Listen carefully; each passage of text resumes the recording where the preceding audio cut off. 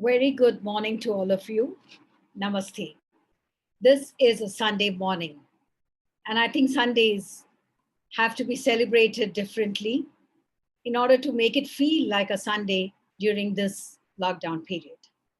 So we thought, let's take you across to New Zealand. We have two brilliant speakers from New Zealand coming to you live from there. We have with us Mr. Warren Fernandez. He is a consultant director of the Education Advisors Limited from New Zealand. We also have with us Ms. Linda Miller, who is the principal of the Otago Girls High School in New Zealand. She's been also the principal of the Ford College of Fordland College in New Zealand. Currently, she is the chairperson of the Otago Secondary School Principals Association and also the chair of the study at Dunedin, organization that supports providers of international education in the city, and co-chair of the Quality Education Group of the University of the United Nations Otago Regional Center of Expertise. Both of them are going to be talking to us about opportunities and avenues of studying in New Zealand.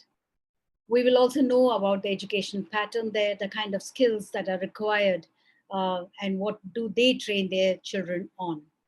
So it gives us a very broad spectrum of idea of what kind of skills across the world children need today. It'll also give us an opportunity to know what are the opportunities that lie ahead of us for study in New Zealand. So it is my pleasure to invite both Mr. Fernandez, Warren Fernandez, and Ms. Linda Miller to Srimati Sulochana Devi Singhania School this Sunday morning. I'm sure all of you had a lovely breakfast, and we look forward more food for thought from both of them. Thank you very much for accepting our invitation, and thank you for being here today. Thank you. On to you, Mr. Fernandez. Good morning, everyone. Namaste and kia ora. Thank you, Mrs. Revti, for that introduction, and thank you for giving us this opportunity to speak to your students. So today we'll be talking about what are the opportunities of studying in New Zealand. So I am going to share my screen.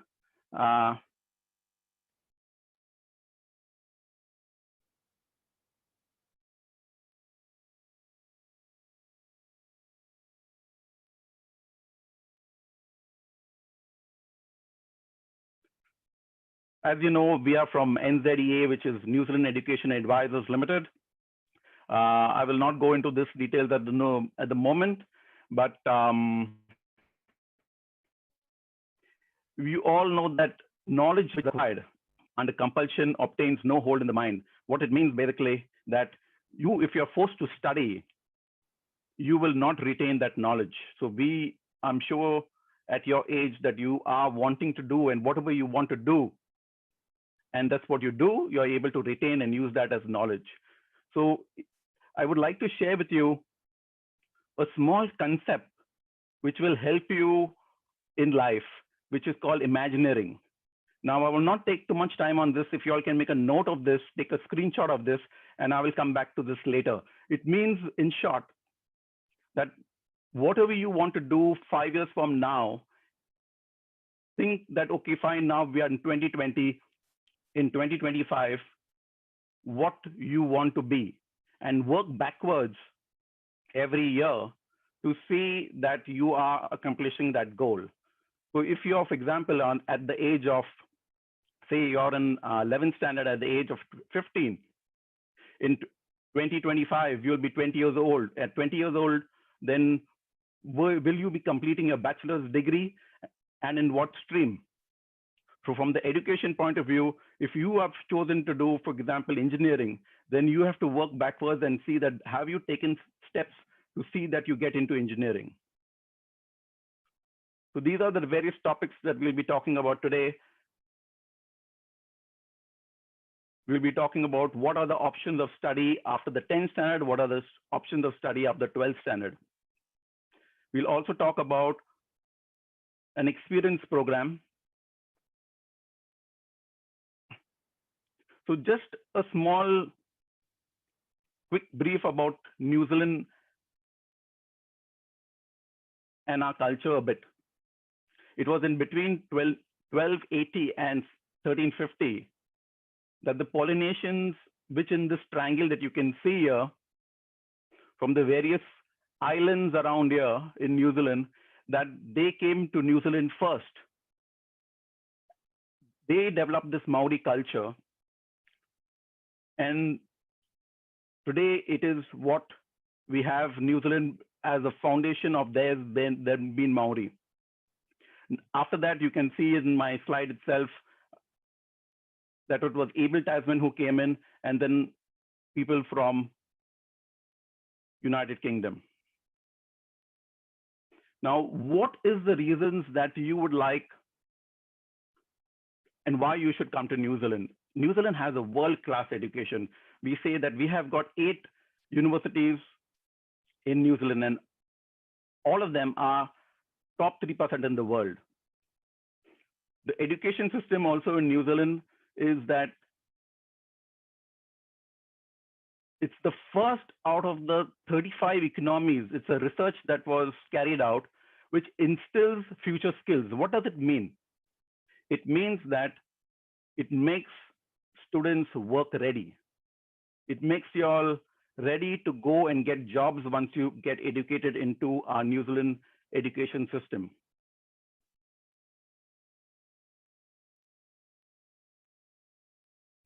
Now, New Zealand is also the most safest country in the world. In fact, we are the second most peace as per the Global Peace Index 2017. Studying is in this environment, as you can see over here on my slide, it's a politically stable country and with the least amount of corruption. Different countries have different corruption level. We are the least. Now, again, another point, why do you need to come and study in New Zealand? Because we are a hands-on learning system. There's a saying, tell me and I forget, teach me and I remember, involve me and I learn. So it's an involving system. It's a hands-on training system in New Zealand. And New Zealand, when you come over here, see, wherever you want to go as a country, or wherever you go from one place to the other, even when you leave your home and you go for a picnic, and if you don't know people over there and people are not welcoming, you feel out of place. But New Zealand is the country where New Zealanders are very friendly. That means when you walk on the road, even on the beach or anywhere, people will greet you, people will hello you. And that's where you feel very welcome in a country like this. We were the first to have the code of practice. What does it mean? It means that for international students, when you come here, we call you all international students because you all are coming internationally from India to New Zealand. We were first to form an act and the code of practice. That means forming a system. How do we take care of international students?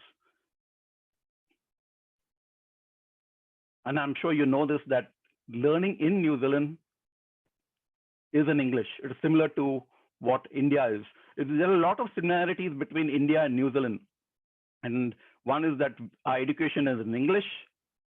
Second, we are both have the British influence. So that means that makes things a little easier in terms of spellings and everything.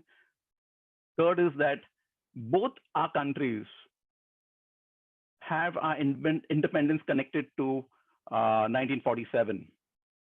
And we drive on the same side of the road. So that means that you as students, tomorrow when you become a little bigger and you want to drive on the road, so you'll be the same way how today I'm sure you're riding on cycles to school or some way of mode of transport, you can, it is the same side of the road. So these things make it very easy for you to adapt to New Zealand way of life. Now, New Zealand is one of the first countries, I would say, or one of the best countries to offer these type of facilities when where you can work while you study. So to support your studies, there are opportunities where you can get a job. It allows you to work for 20 hours a week during your semester, during your, say, your studying, and there is a time where you get some time to put in to get a job and to maybe work for a few hours in a week. So up to 20 hours a week, you can get paid for your work, which is the minimum wage rate that we have in New Zealand, which is $18.90, which in INR and rupees comes to 919 rupees. So this is per hour. So per hour, and you work for 20 hours a week on during your semester, during your study time, and you're allowed 40 hours during holidays. Now, besides that, all these, if you want further information, look at the left screen down. There's a immigration website. All this information is given on the immigration website.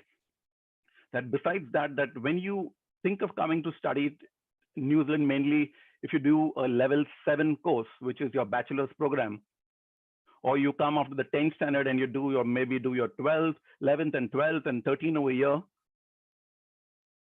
and do a bachelor's program, you will be allowed to work for 3 years, no questions asked.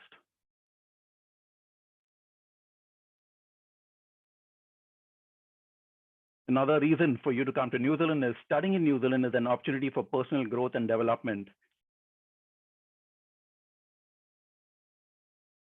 By studying in New Zealand and gaining this, whatever degree you do, whether you do a diploma or a degree, this thing on your CV is going to carry a lot of weight. It will open doors to different parts of the world. This will make you a global citizen. You all know that New Zealand, we have beautiful landscapes. Now it's unbeatable, beatable lifestyle that we stay over here in New Zealand, where you can improve your work-life balance, and it's not always all about work and always about study. So basically, it will allow you to do some sporting events. There are lots of clubs around over here. There are lots of ways to balance your life in such a way that you will enjoy living in a country in New Zealand. Now, the visa, what is the process of getting a visa to coming when you want to come to New Zealand and study here in New Zealand? All this information is very easily given on our website, which is called immigration.govt.nz. This is the Immigration New Zealand website. We are one of the few providers where we bring students from India to New Zealand, where we've got 100% visa approval rate. So this means that none of our students that we have got who have come to study either after the 10th standard from India, or after the 12th, or to do the bachelor's program, or to do the postgraduate, none of our students' visa application has been rejected. So this is something which I shared with you all earlier too. For a level 7 bachelor's degree qualification, that means when you do your bachelor's program, you get 3 years open post-study work visa. What does this mean? That means after you have done your bachelor's program, which is generally 3 years, if you do an engineering, which could be 4 years, you will get another 3 years to be in the country where you can work, you can probably start a business or do anything. But 3 years, no questions asked after you finished your program, what you come for. What is our education system in New Zealand? We start off with, say, when we are below 5 years, we have an early childhood system where you could go to a daycare, you could go to kindergarten. Or after that, where do you go? From age 5 onwards, we start school, which is year 1. What we call in India first standard is where we start primary school over here. Then we go into intermediate, we go into secondary, and then we go into higher education. So for you, after the 10th standard, you fall into the category that, yes, you are eligible to go to year 11. Standard 11 and year 11 mean the same thing in New Zealand. You can do 11, 12, 13, and then do bachelor's program in New Zealand. So this is what I was talking about. The early childhood education. From here, you go to primary school, you go to high school, and then you have a choice. You may go to, there are different education providers in New Zealand. You may go to a university, or you may go to an institute. Institute and Polytech is similar or the same. We've got 8 universities and we've got 16 ITPs or Polytechs in New Zealand. Or you may go to a private provider to do a specialized course. Now, applied courses, you may choose to probably go to a private provider. Every university, every institute, every PT, which is private training establishment, has different advantages or disadvantages. It depends on case-to-case basis that you may choose. That's where we will help you to do that.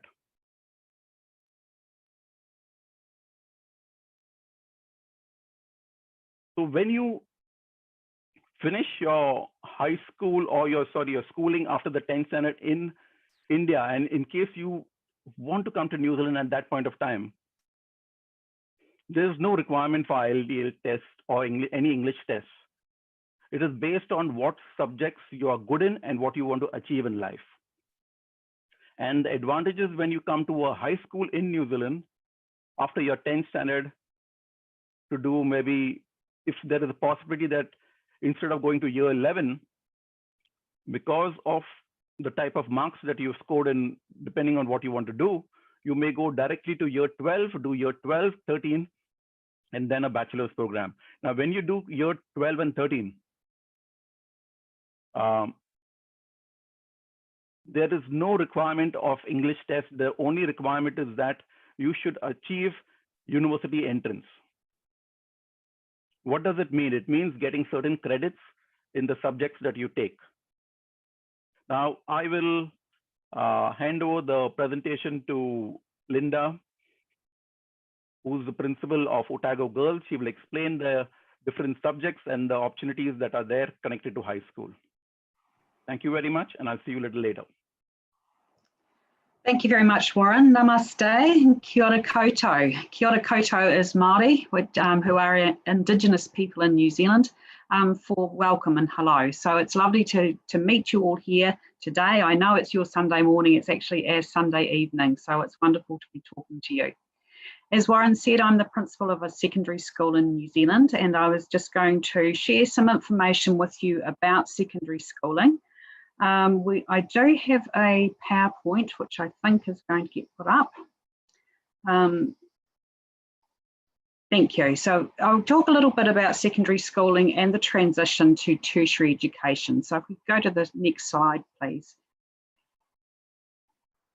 Then, thank you. So New Zealand has a number of major cities. It's a very small country compared to India. We have only 5 million people. And there are many advantages of having such a small population, one of which is that we have managed to almost eliminate COVID from our shores. So at the moment, we only have a very small number of cases which have come in from overseas, and we're very proud of that fact. Despite the fact that we're very small, we actually punch above our weight. We do very well when it comes to education. And the centres that you can see on the map here are some of our main towns and cities, with the major cities in New Zealand being Wellington, Auckland, Christchurch and Dunedin. So we have schools throughout the entire country who take international students such as yourselves through their secondary education system. and we prepare students to be successful at tertiary institutions. We could go to the next slide, please. So there are two qualifications that students are able to study for in New Zealand. The vast majority do NZEA, which stands for the National Certificate of Educational Achievement. Now, NZEA is a standards-based system of assessment, which means that you're not competing against everybody. You're aiming to get the highest qualification that you can, the highest grades that you can. And you build up your qualification by getting credits across a range of subjects, which you put together to create the qualification that you're after. In terms of international baccalaureate, there are only a small number of schools who offer that in New Zealand, most of them being private schools. So only 13 schools offer that program. However, NZEA is our national qualification and is available does make it possible for you to enter university not just in New Zealand, but internationally as well. We could go to the next slide, please. So NZEA at schools has 3 levels. Level 1 is our year 11, which is the equivalent of your 10th standard. So at level 1, you do NZEA level 1. Level 2 is done generally in year 12.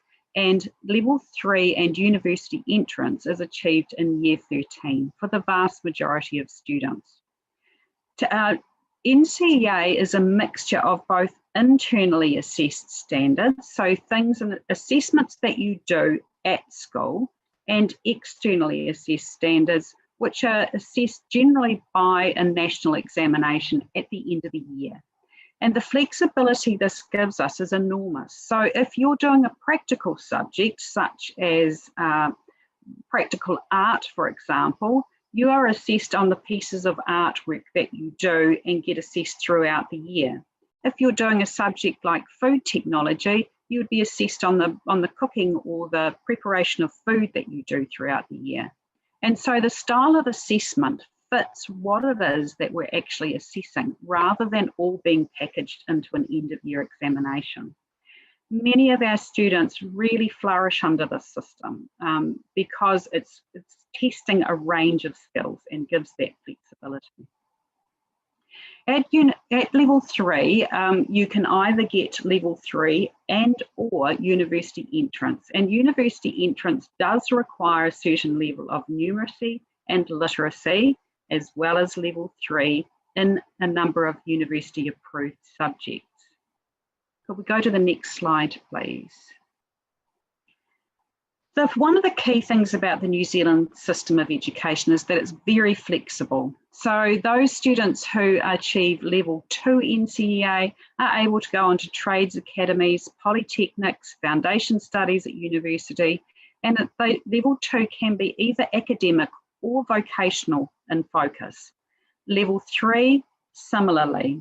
And then university entrance allows students to gain access to universities in New Zealand and across the world. And it's mainly academic in focus.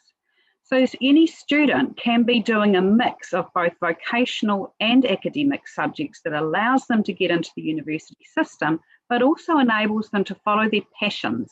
And I think that's one of the beauties of the system also. Could we go to the next slide, please? The New Zealand education system uses the New Zealand curriculum, and this is a very groundbreaking curriculum. It's recognised internationally as a top quality document because it not only outlines the content that's to be covered, it also covers the values, the principles, and the key competencies that we want our students to graduate with. And the next slide, please.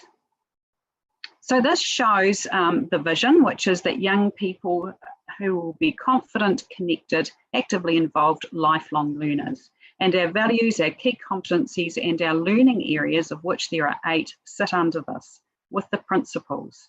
And this is where New Zealand is a system that is ready for the future. We teach the skills of communication, of critical thinking, of creativity and collaboration. And our programs of learning allow students to develop these skills. Next slide, please. in terms of a program of learning, year 11, which as I mentioned is equivalent of your 10th standard, generally you would do 3 compulsory subjects and then you would do 3 optional subjects. And again, this allows you to follow your passions.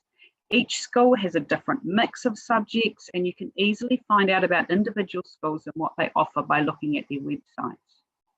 Next slide, please.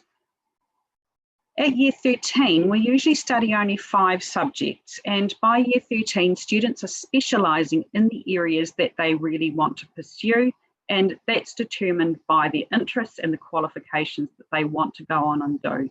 And every school has excellent programs of mentoring and support for that. Next slide, please. The other thing about New Zealand schools is it's not just about academic programs. We strongly believe in the importance of co-curricular activities to develop those skills that we want in our students. So all schools have great programs of sport, of cultural activities, of outdoor education and of clubs. And it's through those that you develop those skills of collaboration, creativity and so on. So that's a very quick rush through secondary education. I'm very happy to answer any questions later and look forward to hearing from you. Thank you.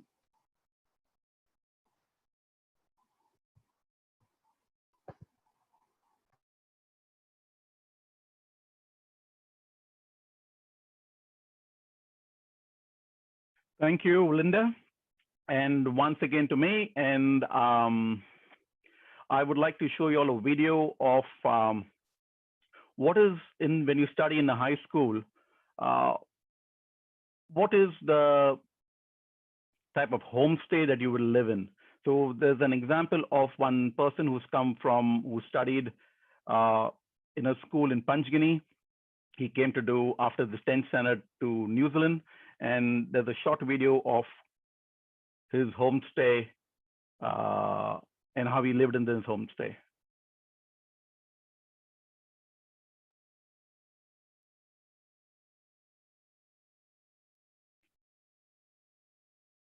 Hello guys, my name is Meet Barod and I'm from Kalyan, Mumbai, India. I completed my schooling in St. Peter's Boys High School, Panjgani. I completed my 10th standard and then my main motive was to become a vet and work on my father's farm. So I decided to choose the best country to study for vet, that is New Zealand. So now I'm here in Timaru Boys High in year 12. This is my bedroom. Just everything you need. My study table. That's the wardrobe and the drawers. A mirror, and you can see the brightly lit sky with stars in the night. It's beautiful from out here, from this window. This is the bedroom of my host parents. So this is the living room. This is where all the family all sit together after having the dinner and have a nice little chat about how the day was spent. And as you can see from the window, the best view you can get from the best view you can get. Just so peaceful. This here is the dining table. Well, most of the time the family is busy, so we have a dinner at different times. But on the weekends, we all sit together and have a nice feast, we can say. It is good when we all have the meal together. This is the kitchen. All the meals prepared here are just your stomach filling. It's just good. And you can come here anytime, help yourself with whatever you want. It's just like home. You don't have to feel stranded or anything. This here is the second living room. This is used mostly in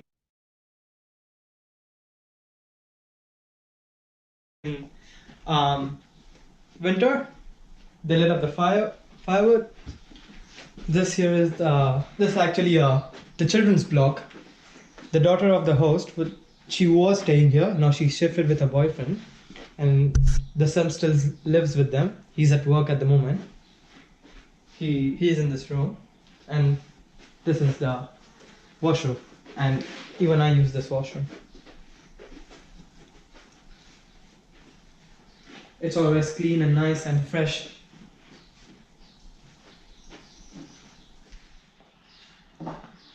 So this is the pantry where everything, all the ingredients and all the foods is kept. You can just barge into this anytime you want. And I have a special drawer here for myself where I keep all my stuff. So this is where all my stuff is, all my junk food, you can say.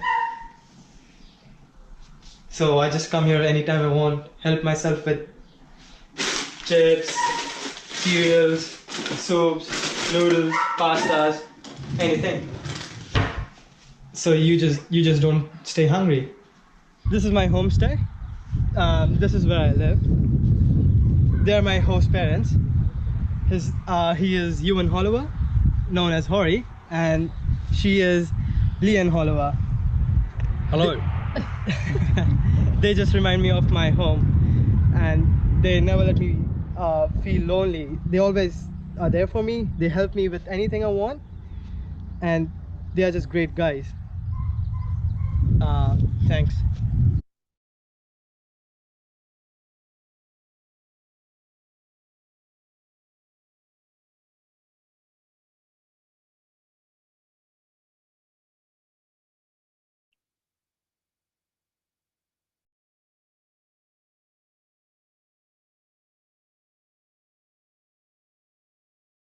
So you all saw at the moment that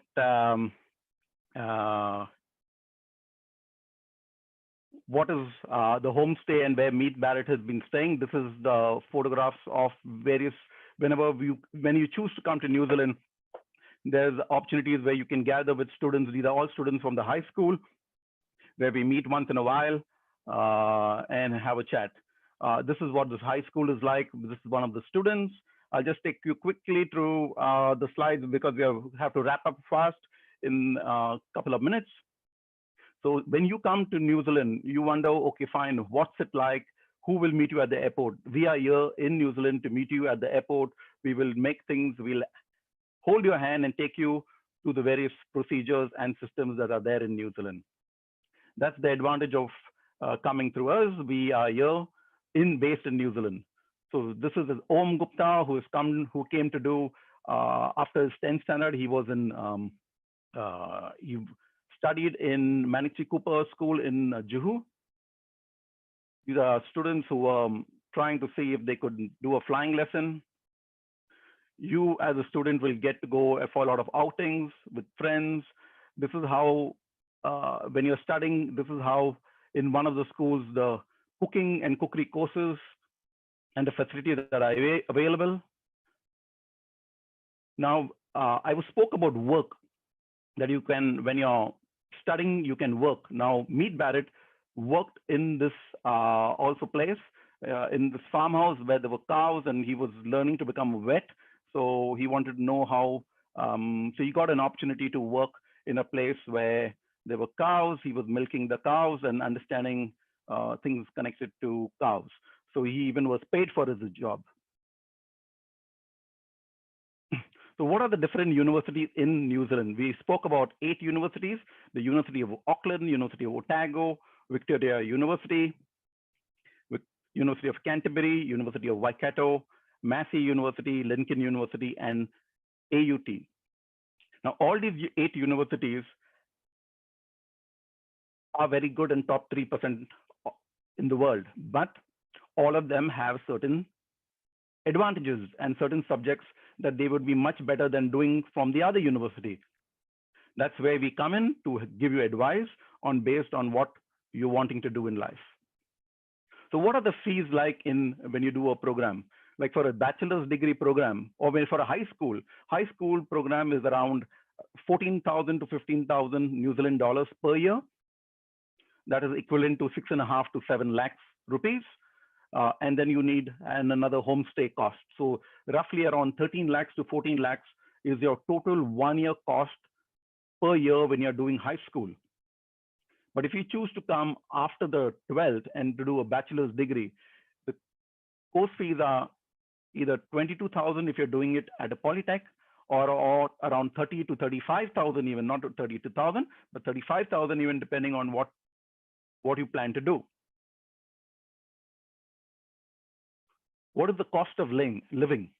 In New Zealand, for immigration purpose, for the visa purpose, which is given on the immigration website, you will see that the cost, you have to show and to prove evidence that you have 15,000 New Zealand dollars per year. But depending on your entertainment and whatever you do in life in New Zealand, it may range from 15,000 to 20,000, which includes your cost of accommodation, your cost of food and everything. And this 15,000 does not include the cost of tuition fees. For a high school, we have already covered what are the requirements. There is basically, there is no real requirement for high school. All you have to do is to know what you want to achieve in life and then take up subjects based on what Linda was talking about, the various subjects. You got choice of around 50 subjects to choose from, and you have to do only around 5 or 6 subjects based on which year you are. But when you go to do an undergraduate program, the requirements are different. So that means you need to do an English test or achieve certain minimum marks. Now, for you to get a feel of whether you want to really dive into New Zealand, we have an experience program. It's a short stay program where you can come to New Zealand. We will put you either in a school for a few days or in a university where you sit in class and understand what the lecture is about. And that's an experience program, what we do for schools. We have done this for many schools, and I may show you a video, if time permits, of how GD Somani or St. Peter's school has come to New Zealand and with 10 students, 20 students, and had an experience program. Now, what are the options after the 12th standard? There are various options in arts, science, commerce, and various other things that you have. So I'll go quickly on this: architecture and design, engineering, health, biomedical, humanities,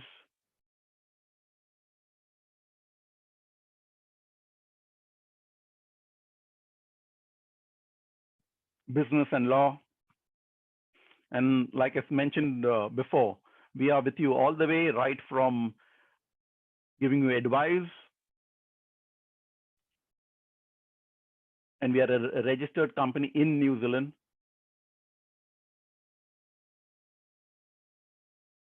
Now, this is some testimonial from one of the students. Kay is doing her Bachelor's of Commerce with conjoined with fashion design. She studied at Bombay Scottish, and she's at Victoria University at the moment. Mural, which is the father, her father's name is Frank. This is the message he's written, but his daughter came to do music in high school over here in New Zealand. Pavitra is a student who came to do post-graduation in health science. So thank you for your time, and we may show you some videos if time permits. But on to Vaijanti.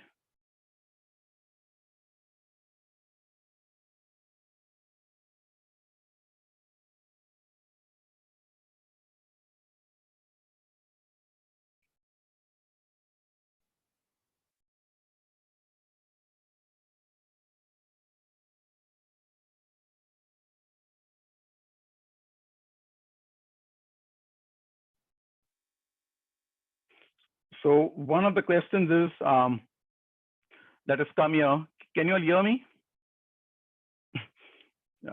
So one of the questions that has come up over here is that, do we need to take NCEA exams to get to New Zealand after the 12th for bachelor's program?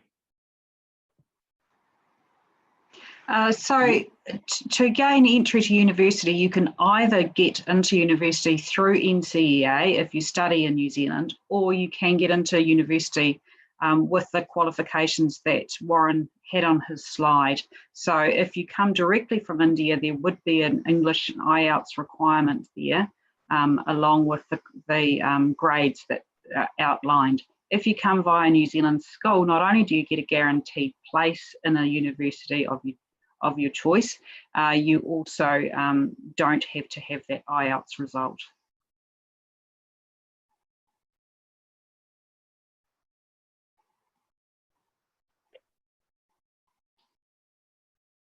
So question is, what is the scope after the third year of college? When you say third year of college, you're talking about bachelor's after that means for a post-graduation program. It depends what you want to do, Kevin. When you say what is the scope, again, it depends what you've achieved in your bachelor's degree in terms of your percentages and what you want to do and in terms of the postgraduate program. There has to be a link between what you have done and what you want to do. To get into year 11, it's really just a matter of applying to a school. And in New Zealand, we have a range of different types of school. There are co-educational schools, there are single-sex schools, and that's where Warren can really play a role in terms of helping you choose the school that's going to provide you with the opportunities that you want to follow your passions and interests. So each school has a slightly different flavour. Each school has particular things that they specialise in. And so that's where an agent such as Warren can really play a key role in helping you choose the school that's going to give you the best experience. And as he said also, there are no minimum requirements in terms of entry into a school. So you basically come to the school. My experience with Indian students is that your English is extremely good because you've done all your learning in English, and you slot into the education system in New Zealand very, very easily. The style of teaching is slightly different. You're required to really think for yourself, to problem solve, to work collaboratively and so on. And I don't know you do that in many schools in India, but because of, it's kind of a different relationship with your teachers. So that's a bit different and something that you would experience if you came on one of the experience trips.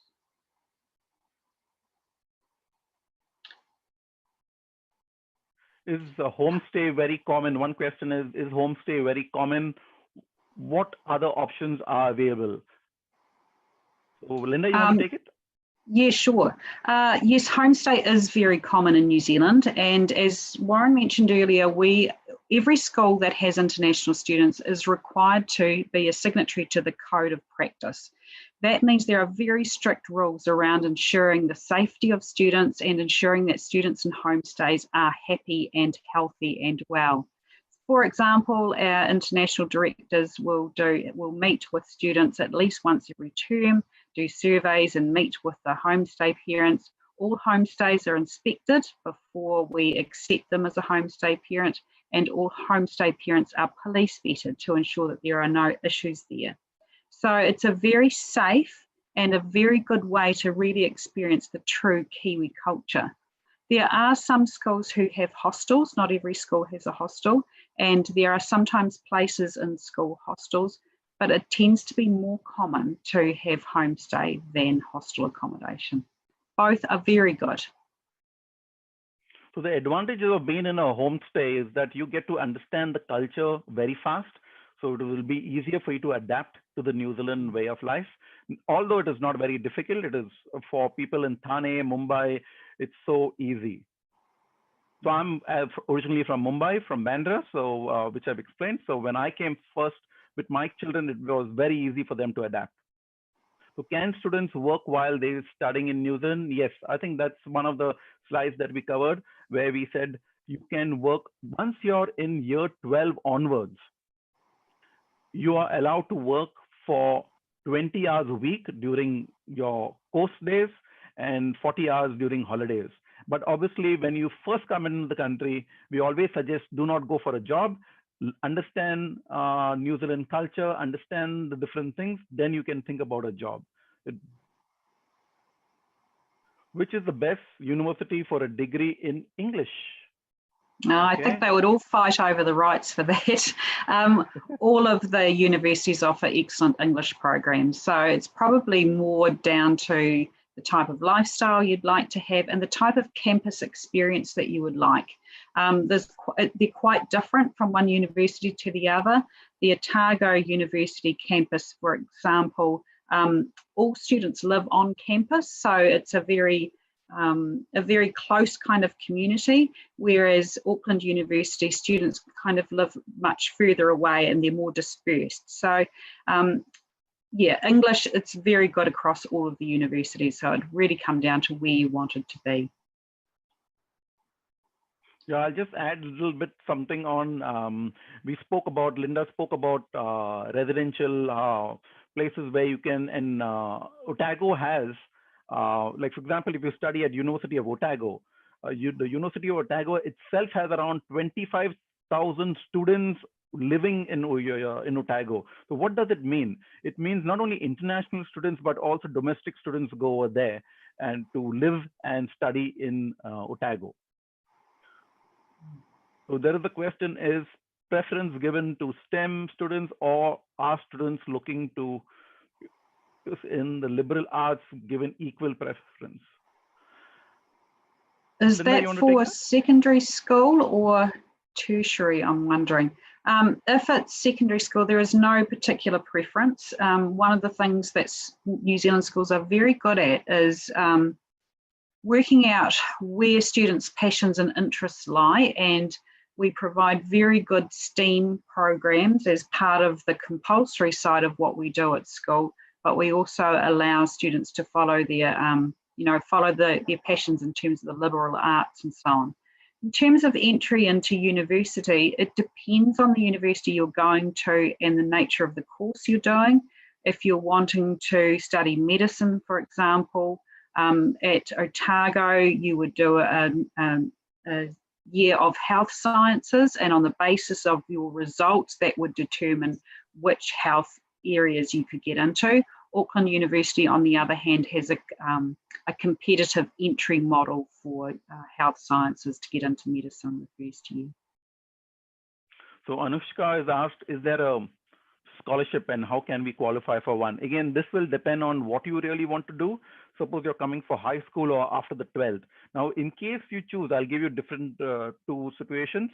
In case you have studied in high school year in New Zealand, so as an international student, you come under a different category, and different universities will offer different scholarships for students who have only studied in New Zealand and only studied in New Zealand high schools, being international students. So then you get a little bit better, more advantage by having studied in the high school here in New Zealand. Now, there is a student which I spoke about earlier, Kay, who came from Bombay Scottish. Because she was very good in her art and she applied connected to fashion. She provided all her documents, a portfolio, everything that she did in art. And she got a 10,000 New Zealand dollars scholarship. So that saved her a lot of money towards her tuition fees and whatever she wants to do. So scholarship is, yes.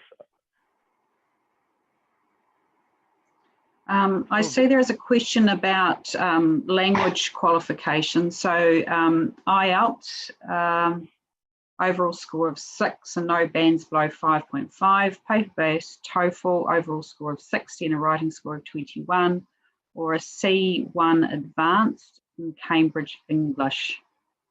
So those are undergrad requirements. But again, if you look up the websites of the various universities, they'll be able to tell you that information.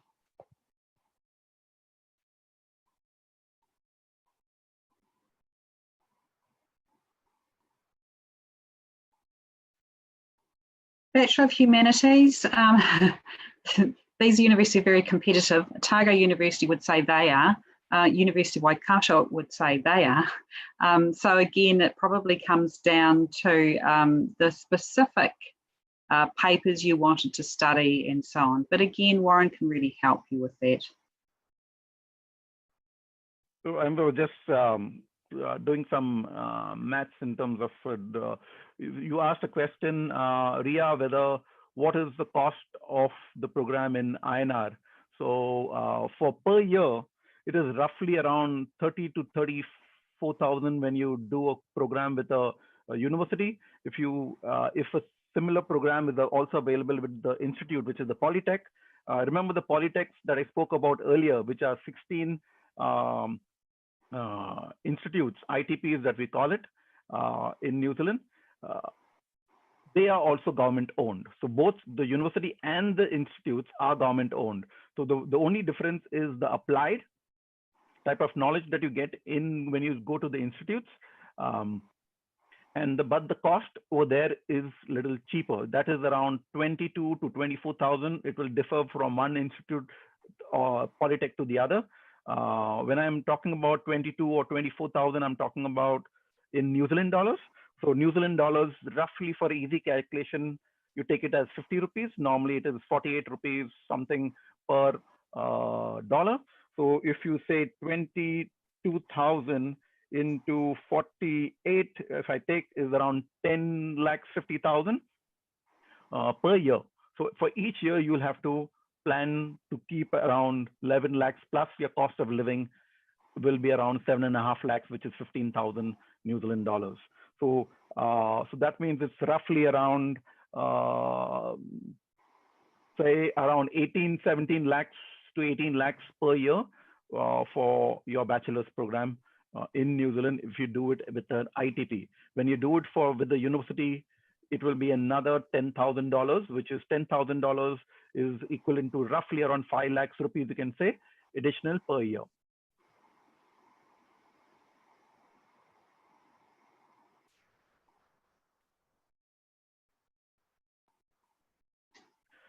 Ria has asked whether can we apply for New Zealand citizenship once we have done with our studies and on our 3-year work program. This has got to do with immigration rules, which are governed by different rules and systems, which is there available on the website. But when you go onto the website, you will see it's once you're doing your studies, it's quite difficult to get a citizenship during while you're studying when you just started a course. It's once you complete it and once you go to work over there, it depends on whether you meet the requirements of immigration rules. Yes, there's a possibility. But all that information is on the immigration website.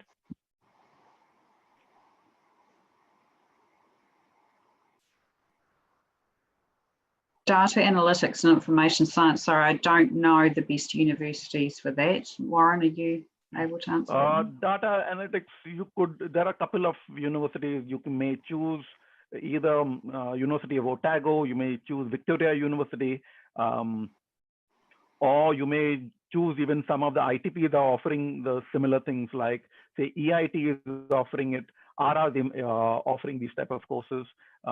Like I mentioned earlier, institutes cost is around 20 to 22,000 per year. They sometimes provide even a scholarship of 1,000 or 2,000 per year, and universities are around 32 to 34,000 per year. But there are good, depending on what you want to do and which year of intake and what you have achieved in terms of in your results. Sachin, that was your question.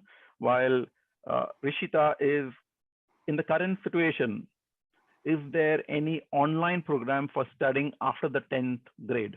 Linda, I think that's what you can answer. Yes, certainly during COVID, schools switched to online learning. The challenge at this stage of the year would be that it's halfway through our academic year. So it would be very tricky to start a program at this stage of the year. However, there is a possibility that you could do that at the start of next year. And the government is just working on changing the rules so that international students can be assessed for NZEA whilst offshore, which was something that hadn't been possible before. So it's a possibility, but it's more likely to be feasible if you were doing it at the start of the academic year, which is basically the start of February. Yeah, let me add to that. Maybe we never covered in terms of high school. Our education starts in New Zealand for high school in the month of end of January. So it's a little different from India, which you start in June or July, and sometimes now some schools are starting even in April in India. But our academic year starts in the end of January. So that's a good time to start. You can probably, like Linda said, sometimes even join midway during a term. But now with the challenges that the world has faced, I think it is best to look at an intake maybe coming somewhere in January. But for that, you need to apply in advance, provide all your documents. The visas may take a little time because of COVID. So that's why you need to apply in advance. I see Subrato is asking about postgrad international relations. Again, I know of programs at both Otago and University of Victoria, which is in Wellington, which are very, very good. It's not to say there aren't other good ones in the country, but those are, you can do master's programs. See, what I would like to even suggest to all people who are thinking, maybe I think since this group is more of 8th standard to the 12th, but in case you're talking about your siblings wanting to do post-graduation studies, look at courses and where New Zealand requires people to work in a certain area. And then choose, in case you're adaptable in terms of what knowledge you've already got, then choose certain areas like that. For example, say logistics, supply chain logistics is something which is upcoming at the moment, where you can think about those type of courses, which is a demand all over the world, because supply chain management is not only related to physical goods, now it's got to do with e-commerce also. So there's so much to study connected to supply chain. So there are lots of new courses, like one of you all students who are also talking about data sciences. So all these new things, IT related things, are very good in New Zealand. So Suchita has asked about scholarships in New Zealand universities. The easiest way to get scholarships in universities in New Zealand is to get them from secondary school level. So international students are eligible for scholarships at university, and they range vastly from about 5,000 New Zealand dollars through to 35,000 New Zealand dollars, depending on the nature of the scholarship. Once you're in universities, I'm not sure, Warren, do you know the availability of scholarships? Yeah, like Victoria offers around 10,000 scholarship for, again, that will depend from course to course, and that's more for bachelor programs, which I was explained that example earlier to the students about. K achieved that scholarship for 10,000. So yes, so we have seen a live example of that. So it's, yes, it's achievable, and basically it involves filling out an application form and providing information about your academic results. And depending on the nature of the scholarship, it might be a performance scholarship. So if you're particularly gifted at playing a musical instrument, or a sports scholarship, particularly gifted in a sporting area, you can get scholarships for those as well.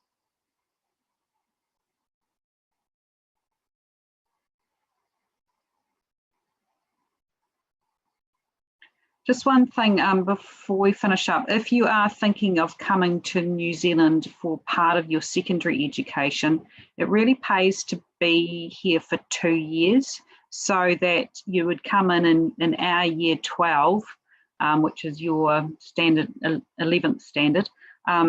It would give you 2 years to get university entrance. Otherwise, it's quite a challenge to get it done in 1 year. So if you're thinking of secondary, I would come for 2 years, not just 1 year, remembering that the academic year starts in late January.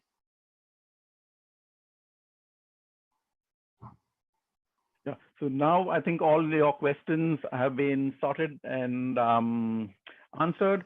So we will request Vaijanti to please come and Thank you. Thank you. What a wonderful Sunday morning.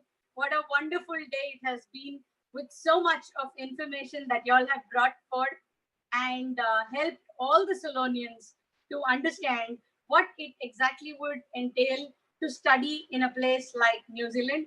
Thank you so much, Warren sir, and thank you so much, Linda ma'am. We have a concept here in India. It's called Vasudhaiva Kutumbakam. It basically translates to say that the whole world is one family. And when we are faced with the kind of disruptions that we are currently, so many doors seem to have closed. But what do we all know?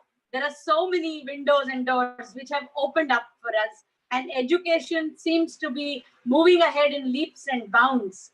And in this scenario, thank you so much for bringing all this information to this platform and speaking to our students on the live platform here. A word to all the viewers who are watching us right now. Singania School YouTube Live has always brought forth to all Salonians different opportunities across different places, different industries, different job profiles that you can think of pursuing in your life. This today has been a wonderful and an extremely enriching session where you know probably what you can look at pursuing in New Zealand. The next week too, we will be joined by another absolutely esteemed guest, Mr. Rohit Pradhan, who will bring to you all that he knows and all that you should be looking for when you talk about careers in radio and sound production. What exactly would sound engineering and sound production mean? Let us all come together once again next Sunday. Do remember, the next Sunday, this session will be 5 to 6 in the evening, as is the usual time. Today, we were joined live by Mr. Warren and Miss Linda directly from New Zealand, and hence this particular stream happens now at 11 to 12 in the morning. Else, next Sunday, without fail, make sure you sit in and watch yet another fantastic live program where you will learn all about careers in sound recording. Have a wonderful Sunday, and thank you so much for joining us on this Singania School live YouTube platform. Have a lovely day ahead. Thank you. Thank you. Thank you very much. Thank you very much.